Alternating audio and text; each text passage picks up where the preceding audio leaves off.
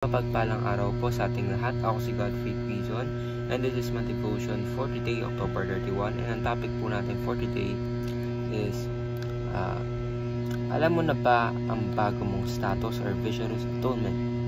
So, concept po natin vicarious atonement is the vicarious atonement of Christ means Jesus stood in our place through His perfect life and sacrificial death on the cross.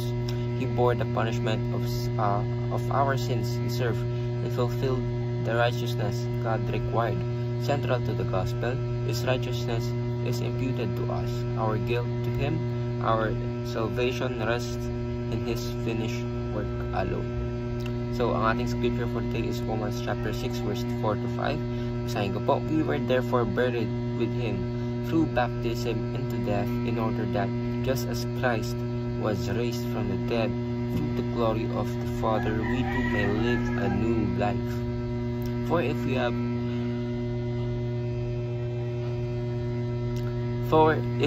have been united with Him in a death like His, we will certainly also be united with Him in a resurrection like this. So, sa mapagpalang araw po sa ating lahat, sa Diyos po lahat na papurihan. And our topic for today is all about the vicarious atonement of the sins, our sins, sa pamamagitan ng ating Panginoong Jesucristo. Ang ating Panginoong Jesucristo, He lived a perfect life. And for us to be atoned sa ating mga kasalanan, He sacrificed Himself. Kaya nga po bumaba ang ating Panginoon dahil sa Kanyang pagmamahal na ayaw niya na hindi tayo kasama sa heaven. Ayaw niya na hindi tayo makakapag-serve sa ating Panginoon and to rule over His dominion here on earth. Ang ating Panginoon, He sacrificed Himself sa Kanyang pagmamahal sa atin in order for us to face God and to live with the Lord, and most importantly, to bring down heaven here on earth.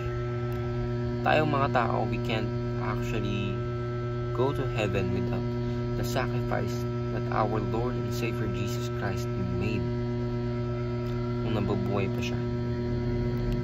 And for us, we must be grateful na ang ating Panginoon, He came from heaven here on earth to sacrifice Himself kasi mahal niya tayo. So we must always remember, first teachings natin is Christ lived a vicarious life, Christ died a vicarious death, and Christ rose a vicarious resurrection. So, ngayon lang po ako si Godfrey Quizon and this is my devotion for today, October 31. Sana po ay marami kayong natutunan. Ngayon lang po, and God bless.